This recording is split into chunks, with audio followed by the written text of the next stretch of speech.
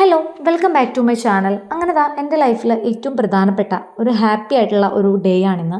ശരിക്കും പറഞ്ഞിട്ടുണ്ടെങ്കിൽ അച്ഛൻ മരിച്ചതിന് ശേഷം എല്ലാവരും കല്യാണം വേഗം നോക്ക്, കല്യാണം വേഗം നടത്തുന്നൊക്കെ ഒത്തിരി പറഞ്ഞിട്ടുണ്ടായിരുന്നു. പക്ഷെ ആ സമയത്തൊന്നും കല്യാണം എന്ന് പറഞ്ഞ സംഭവം എടുക്കുന്നതിന് മുമ്പ് എനിക്ക് കുറച്ച് കടമകളുണ്ട്, അല്ലെങ്കിൽ എനിക്ക് കുറച്ച് കാര്യങ്ങൾ ചെയ്തു തീർക്കാനുണ്ടായിരുന്നു. അപ്പം അതുകൊണ്ട് തന്നെയാണ് നമ്മുടെ കല്യാണം ഇത്ര എക്സ്റ്റെൻഡ് ചെയ്ത് പോയത്. അല്ലെങ്കിൽ എന്തായാലും ഒരു 2025 നമ്മുടെ കല്യാണം നടക്കേണ്ടിയിരുന്നതാണ്.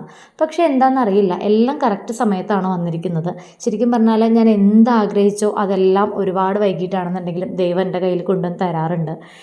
എനിക്കറിയില്ല അതെന്താണെന്ന്. എന്ത് കാര്യത്തിന് മുമ്പും ആദ്യം എന്നെ ദൈവം ഒന്ന് വിഷമിപ്പിക്കും, പിന്നെ ഞാൻ എന്താഗ്രഹിക്കുന്നു അവിടെ കൊണ്ട് എന്നെ നിർത്താറുണ്ട്. അപ്പോൾ അത് ദൈവത്തിൻ്റെ ഒരു മാജിക്കായിട്ട് ഫീൽ ചെയ്യാറുണ്ട്.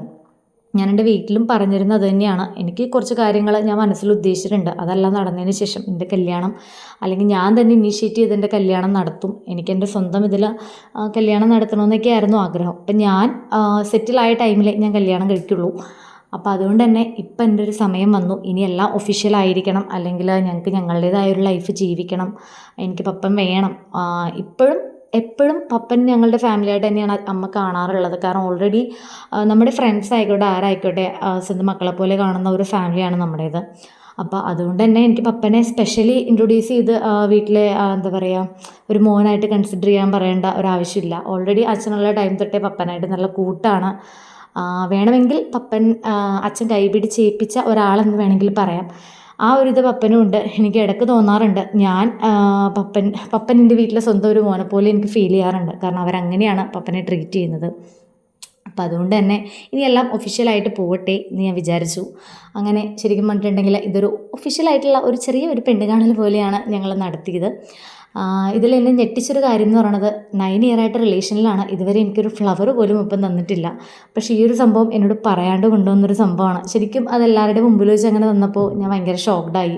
എനിക്ക് എന്ത് പറയണമെന്നായിരുന്നു. ഭയങ്കര ഹാപ്പിയായി ഞാൻ. അതെൻ്റെ മുഖത്ത് കാണാനും ഉണ്ട്. അങ്ങനെ കുറച്ച് നേരം നമ്മളെല്ലാവരും കൂടി എല്ലാ കാര്യങ്ങളും നല്ല രീതിക്ക് സംസാരിച്ചു. അങ്ങനെ എല്ലാ കാര്യങ്ങളും നല്ലൊരു ഹാപ്പി എൻഡിങ്ങിലെത്തി.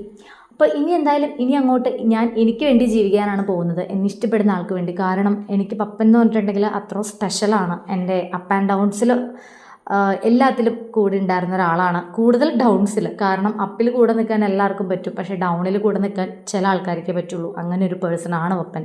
സോ ഇനി അങ്ങോട്ട് നല്ല നല്ല വ്ളോഗ്സ്, നല്ല നല്ല മൊമെൻറ്റ്സ് ക്യാപ്ചർ ചെയ്യാൻ പറ്റണമെന്നാണ് എൻ്റെ ആഗ്രഹം.